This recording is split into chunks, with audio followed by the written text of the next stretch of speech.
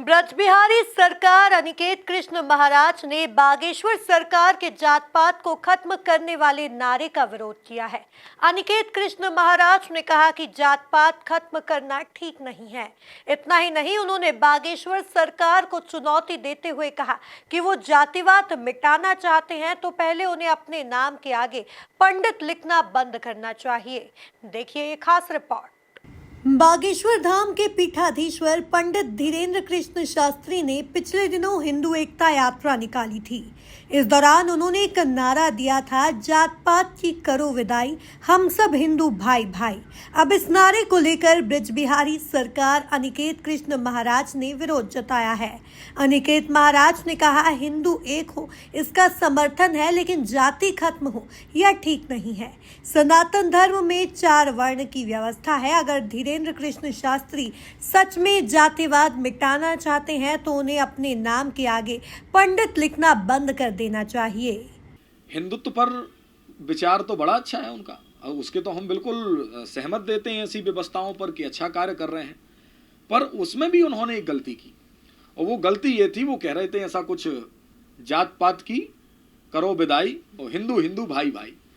तो सनातनियों को, हिंदुओं को जगाना चाहिए, सभी हिंदू एक हों, भेदभाव मिटाना चाहिए, ये हम हृदय से चाहते हैं। परंतु जाति नहीं मिटाई जा सकती। जाति जो है वो हमारी पहचान है। हम सब लोग मानव हैं, हम सब मानव हैं। मानव में भी यदि कोई आवे तो उसको क्या कहेंगे, क्या मानव आ गया? अच्छा नहीं लगेगा। जंगल में रहने वाले सारे जीव जानवर हैं, पर जानवर को कहो कि भैया शेर आया तो कहो जानवर आया, कुत्ता आया तो जानवर आया, कैसा लगेगा? बेकार लगेगा। जब शेर आ रहा है तो है वो जानवर ही, पर ये उसकी जाति है। शेर एक शब्द है तो उसकी जाति बनाई गई कि भैया ये शेर है, ये कुत्ता है, ये बिल्ली है, ये बकरा है। इसी प्रकार जो सनातन धर्म में 4 वर्ण की व्यवस्थाएं बतलाई गई हैं, तो 4 वर्ण में ब्राह्मण, क्षत्रिय, वैश्य और शूद्र हैं। तो सबको अलग अलग कार्य करने को कहा। ब्राह्मण जो हैं वो धर्म शास्त्रों को जीवित रखें, सुरक्षित रखें। क्षत्रिय जो हैं उनके भुजा बल में बाहुबल होता है। ब्राह्मणों समुखमासीद वाहु राजन्य कृता ऊरु तदस्य जद वैश्य पदभ्यागुंग शूद्रो अजायता। ये 4 शरीर का स्तंभ है प्रभु के। ब्राह्मण मुख हैं, क्षत्रिय भुजा हैं, वैश्य नाभि हैं, और जो शूद्र सेवक भाई हैं वो चरण हैं। अब उनको जो छुआछूत की भावना जो उनमें रखता है, उन मूर्खों को ये समझना चाहिए जो छुआछूत बताते हैं। भगवान के चरण को बड़े बड़े प्रकांड पंडित भी धोकर के पी रहे हैं, जिनको आप अछूत बता रहे हैं। और आप विचार कीजिए, हमारे सनातन धर्म में राम जी ने आकर के बताया कि हम छुआछूत को नहीं मानते हैं। एक सबरी भीलनी थी जो जाति की, उस सबरी के यहाँ पर गए और उसके जूठे फल को खा करके भगवान आए। तो हम ये मानते हैं छुआछूत मिटना चाहिए, भेदभाव समाप्त होना चाहिए। ये बहुत बड़ा बीज है जो आज बोया जा रहा है, आगे आने वाले समय में क्षति होगी। परंतु एक धर्माचार्य को ये शोभा नहीं देता कि वो वर्ण व्यवस्था को समाप्त करे, वो जातिवाद को समाप्त करे। ये ठीक नहीं, ये कहीं ना कहीं क्षति का विषय है। और जब उन्होंने एक मंच लगाया बड़ा, उनके गुरुजी आए जो बड़े विद्वान हैं, उनका नाम भी हम रामभद्राचार्य जी महाराज, वो आए और आकर के उन्होंने समर्थन दिया। हमको दुख होता है कि इतने बड़े विद्वान प्रकांड जो ऐसा विषय रख रहे हैं, जो लोगों के सामने कहने तैयार हैं कि जात पात को मिटा दो। आप बताइए, यदि जाति पात मिट जाएगा, यदि तो जाति सूजक शब्द समाप्त होते ही आप अपनी बहन बेटियों का विवाह करने जाओगे तो क्या कहोगे कि भैया आप कौन हो? तो वो बताएगा कि हम केवल महाराज हिंदू हैं। शुरुआत यहीं से होती है ना कि हिंदू हैं, तो हिंदू में कौन से वर्ण के हो? तब पर बताया जाता है कि हम पंडित हैं, या हम क्षत्रिय हैं, पटेल हैं, या ब्राह्मण हैं, या कोई भी हैं इति। तब फिर हमारी यहाँ से बात बढ़ती है। इतना ही नहीं, अनिकेत कृष्ण महाराज ने सोशल मीडिया पर साधु संतों के हंसी मजाक, शायरी और चुटकुले वाले वीडियो को लेकर कहा कि धर्मगुरु अपनी मर्यादा भूलेगा तो हंसी का पात्र बनेगा। यह धर्म का चोला पहनकर अपने आप को सोशल मीडिया पर चमका रहे हैं। यह लोग सनातन के रक्षक नहीं, भक्षक हैं, सनातन द्रोही है। ऐसे लोगों को बहिष्कृत कर देना चाहिए। देखिए, ये सनातन धर्म के लिए बहुत क्षति की बात है। हमारे यहाँ कहते हैं कि जब धर्मगुरु अपनी मर्यादा को भूल जाएगा तो वो स्वयं हास्य का पात्र तो बनते ही हैं, साथ ही साथ इस वस्त्र की मर्यादा को भी, ये जो चोला है, इसको पहन करके केवल वो अपने आप को मीडिया पर चमकाने का काम करते हैं। और ऐसे लोग मुझे लगता है ये सनातन धर्म के रक्षक नहीं हैं, ये सबसे बड़े सनातन के द्रोही हैं, सनातन धर्म के भक्षक हैं ये। क्योंकि ये लोग जो हैं ये चंद पैसे के लिए थोड़ा सा टीआरपी बटोरने के चक्कर में अपनी गरिमा और अपनी मर्यादा को समाप्त कर रहे हैं। ऐसे लोगों पर हमको तो लगता है कि कड़े से कड़ा एक कानून होना चाहिए, और जो वेद शास्त्रों की बात ना करे। हम तो शंकराचार्यों से भी, अपने शंकराचार्य भगवानों से, चारों पीठ के शंकराचार्य जी से निवेदन कर रहे हैं कि आप बहिष्कृत कर दें ऐसे लोगों को जो धर्म शास्त्र की बात ना करे, जो धर्म की मर्यादा का पालन ना करे। केवल चुटकुले सुनाए जा रहे हैं, लोगों को जोड़ने के लिए केवल टोटके बताए जा रहे हैं।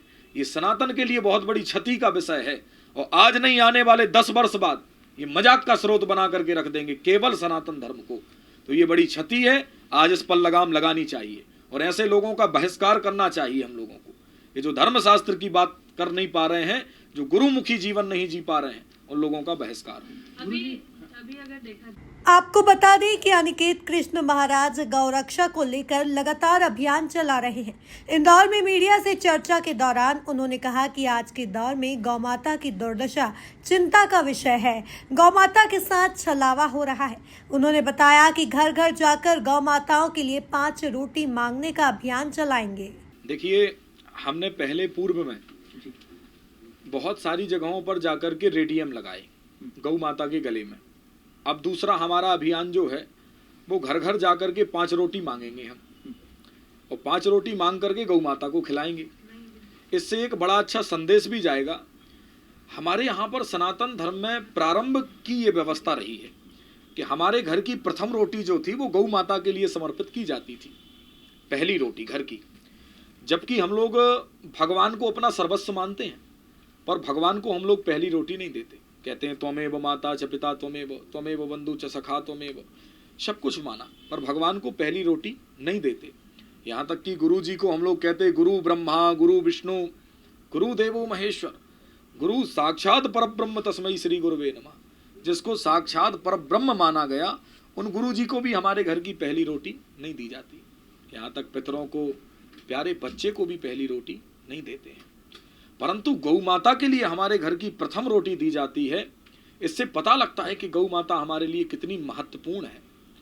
और हमको ये लगता है कि केवल गौ माता की पूजा करने से गोविंद प्रसन्न होते हैं। ये बहुत सारी पूजा करने की हमको आवश्यकता नहीं है, यदि गौ की पूजा कोई करता है तो। आज वर्तमान में इतना सब कुछ देने वाली उस गौ माता की जो दुर्दशा हम लोग देख रहे हैं, ये बड़ी चिंताजनक है। बात यह है कि गौ माता के साथ ये छलावा बहुत समय से होते चला आ रहा है। आज ये 78 वर्ष तो अभी हम लोग देखते ही चले आ रहे हैं, जब से सत्ताधीश बैठे हैं तब से। और ये आज की लड़ाई नहीं है हमारी।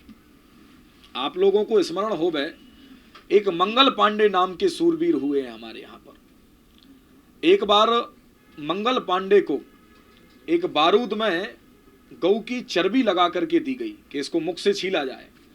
उन्होंने पुरजोर विरोध करके कहा कि नहीं, गाय हमारी माता है और हम अपनी मां के साथ इतना बड़ा छलावा नहीं कर सकते हैं। और तुरंत उन्होंने विरोध कर दिया। इस बात पर उनको फांसी के फंदे पर चढ़ाया गया। इतना बड़ा एक सूरवीर के साथ में छलावा हुआ, तो हमारे सनातन धर्म के रक्षक कोई सामर्थ्य में कम नहीं थे। आप विचार कीजिए, जिसने प्राणों की आहुति दे दी, परंतु गौ माता की चर्बी से सनी हुई उस बारूद को मुख से स्पर्श नहीं किया। इससे ये पता लगता है कि हमारे यहाँ पर कितने बड़े बड़े वीर रहे हैं और गौ माता की कितनी प्रतिष्ठा रही है हमारे यहाँ पर। हाँ, कि मरना स्वीकार है परंतु गौ हत्या स्वीकार नहीं है। आज वर्तमान में ये स्थिति बनी हुई है। 25-25, 30-30 टन हमको गौ माता का मांस के चीथड़े पड़े मिल रहे हैं किसी स्थानों पर। अभी सिवनी की बात है, मुश्किल से 2-2.5 महीने पहले की, वहां भी यही स्थितियां हुई। सप्लाई हो रहा है। अभी उत्तर प्रदेश की बात है, 48 टन, यानी 13 या 14 दिन हुए होंगे शायद, 48 टन गौ का मांस बरामद हो रहा है। किस जगह पर? जहां पर गौरख पीठ है, गौरक्षनाथ पीठ, और वहां के महंत जो हैं वो योगी आदित्यनाथ जी हैं, जहां पर गौ हत्या प्रतिबंध कानून बनाया गया है। कुल मिलाकर अनिकेत कृष्ण महाराज ने इंदौर में मीडिया के सामने न सिर्फ जमकर बेबाकी दिखाई, बल्कि बागेश्वर सरकार के अभियान का विरोध जताकर एक नई चर्चा को जन्म दे दिया है। Bureau report, MP news, Indore.